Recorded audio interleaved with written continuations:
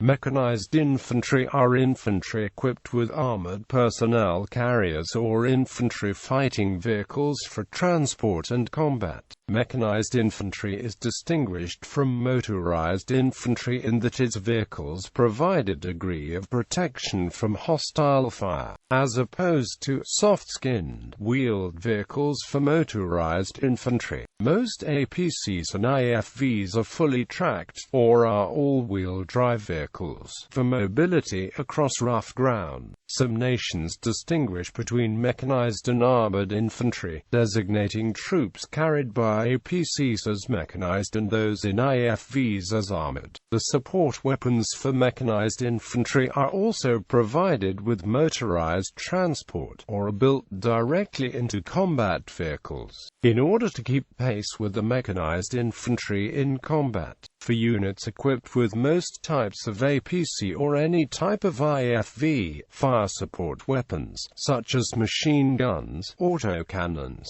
small-bore direct-fire howitzers, and even anti-tank guided missiles, are often mounted directly on the infantry's own transport vehicles. Compared with light truck mobile infantry, mechanized infantry can maintain rapid tactical movement and possess more integral firepower. They require more combat supplies and ordnance supplies, and a comparatively larger proportion of the manpower is required to crew and maintain the vehicles. For example, most APCs mount a section of 7 or 8 infantrymen, but have a crew of 2. Most IFVs only carry 6 or 7 infantry, but require a crew of 3 to be effective in the field. Mechanized units also require large numbers of mechanics with specialized maintenance and recovery vehicles and equipment. History. Arguably, the first mechanized infantry were 36 two-man infantry squads carried forward by Mark V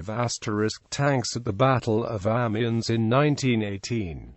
In a battle of such scale, their contribution went unnoticed. Towards the end of World War I, all the armies involved were faced with the problem of maintaining the momentum of an attack. Tanks, artillery, or infiltration tactics could all be used to break through an enemy defense, but almost all the offensives launched in 1918 ground to a halt after a few days. Following infantry quickly became exhausted, and artillery, supplies and fresh formations could not be brought forward over the battlefields quickly enough to maintain the pressure on the regrouping enemy. It was widely acknowledged that cavalry was too vulnerable to be used on most European battlefields, although many armies continued to deploy them. Motorized infantry could maintain rapid movement, but the trucks required either a good road network or firm open terrain. They were unable to traverse a battlefield obstructed by craters, barbed wire and trenches. Tracked or all-wheel drive vehicles were to be the solution. Following the war, development of mechanized forces was largely theoretical for some time, until many nations began rearming in the 1930s.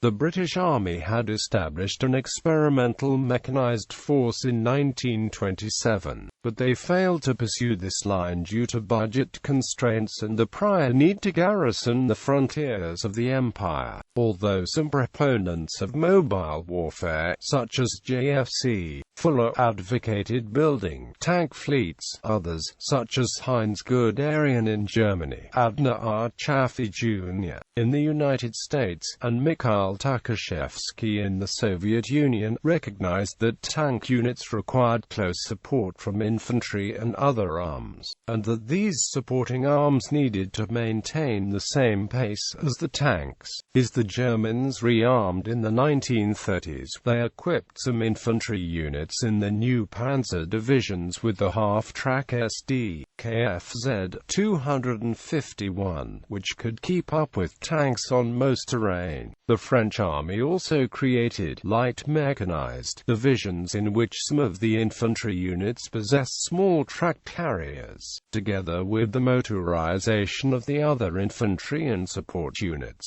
This gave both armies highly mobile combined arms formations. The German doctrine was to use these APCs to exploit breakthroughs in blitzkrieg offensives. The French envisaged them being used to shift reserves rapidly in a defensive battle. World War II. As World War II progressed, most major armies integrated tanks or assault guns with mechanized infantry as combined arms units. Allied armored formations included a mechanized infantry element for combined arms teamwork.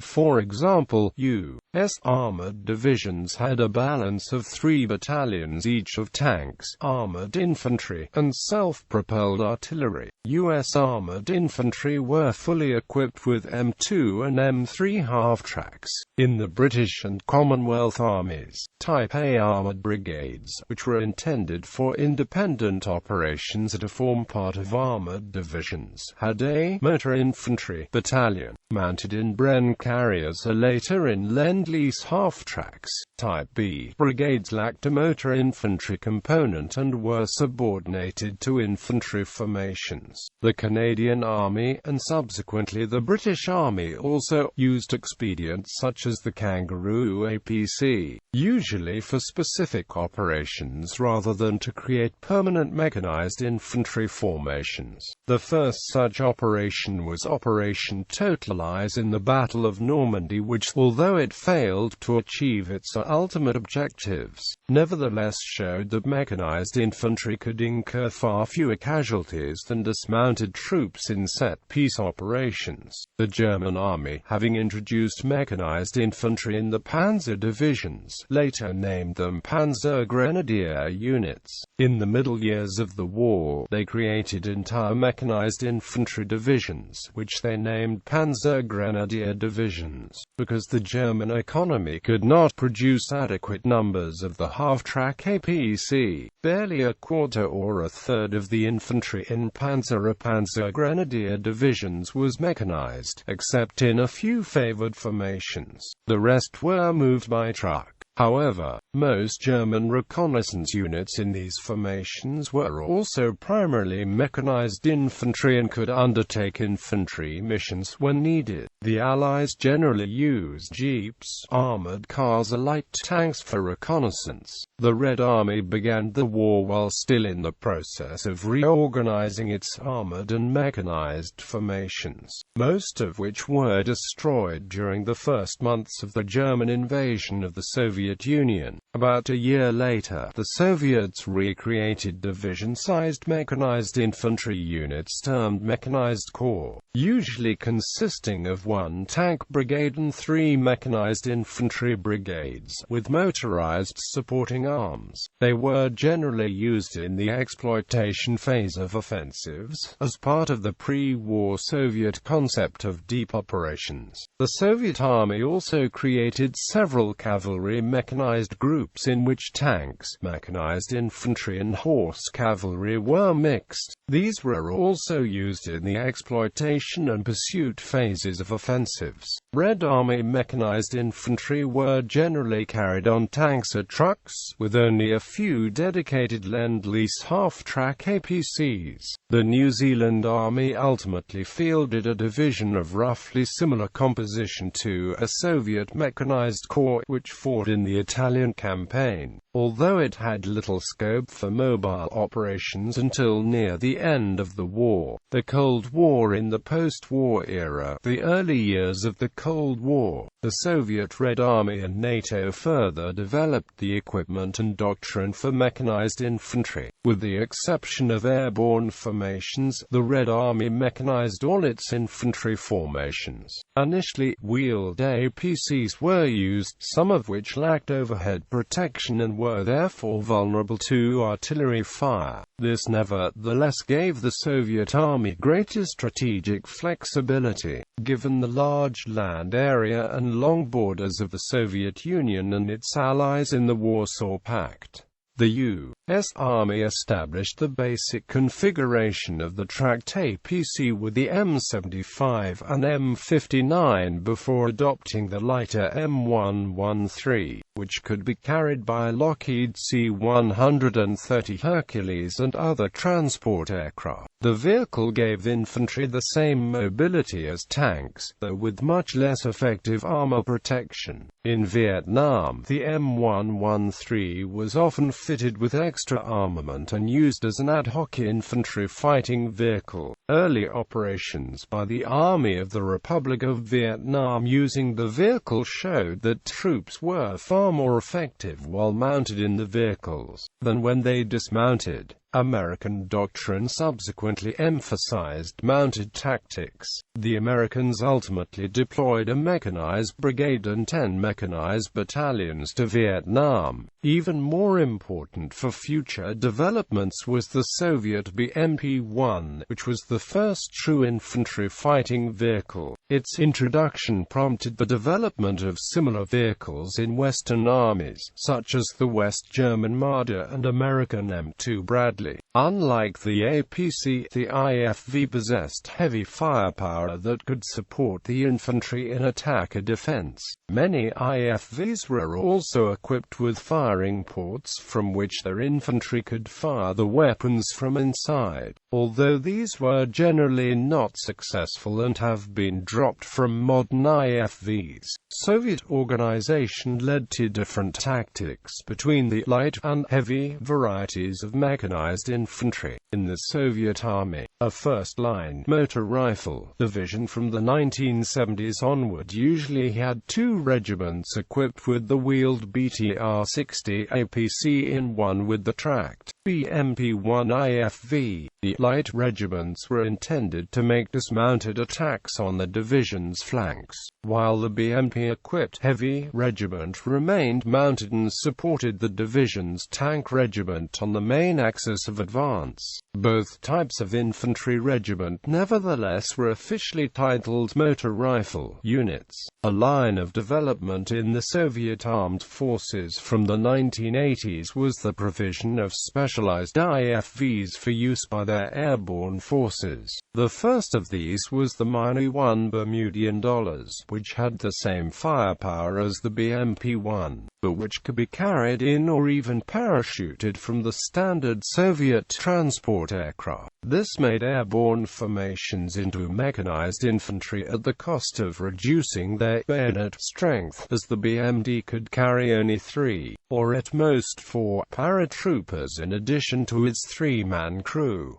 They were used in this role in the Soviet invasion of Afghanistan in 1979. The present day. At present, almost all infantry units from industrialized nations are provided with some type of motor transport. Infantry units equipped with IFVs rather than lighter vehicles are commonly designated as heavy, indicating more combat power but also more costly long-range transportation requirements. In Operation Desert Shield, during the build-up phase of the First Gulf War, the U.S. Army was concerned about the lack of mobility, protection and firepower offered by existing rapid deployment formations, and also about the slowness of deploying regular armored units. The experience led the U.S. Army to form combat brigades based on the striker-wheeled IFV. In the British Army, heavy units equipped with the Warrior IFV are described as armoured infantry, and units with the Bulldog APC as mechanized infantry. This convention is becoming widespread. For example, the French Army has motorized units equipped with the wheeled VAB and mechanized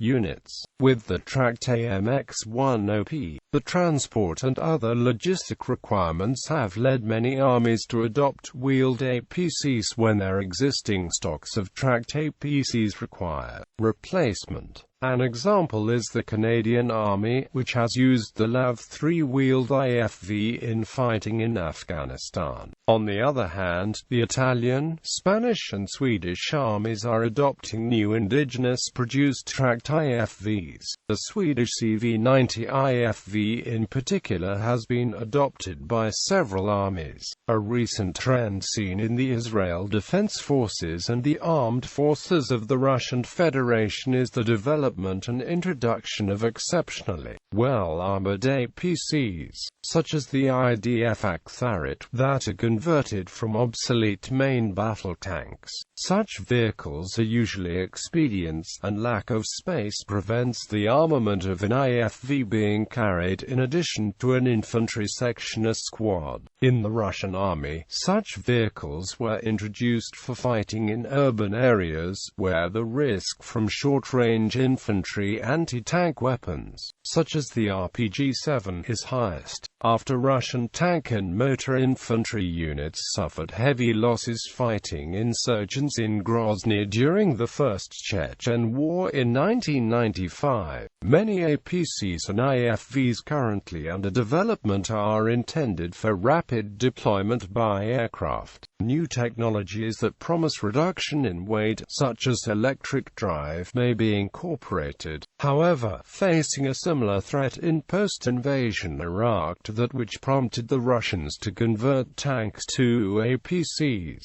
the occupying armies have found it necessary to apply extra armor to existing APCs and IFVs, which adds to the overall size and weight. Some of the latest designs are intended to allow a light basic model vehicle, which is air transportable, to be fitted in the field with additional protection, thereby ensuring both strategic flexibility and survivability.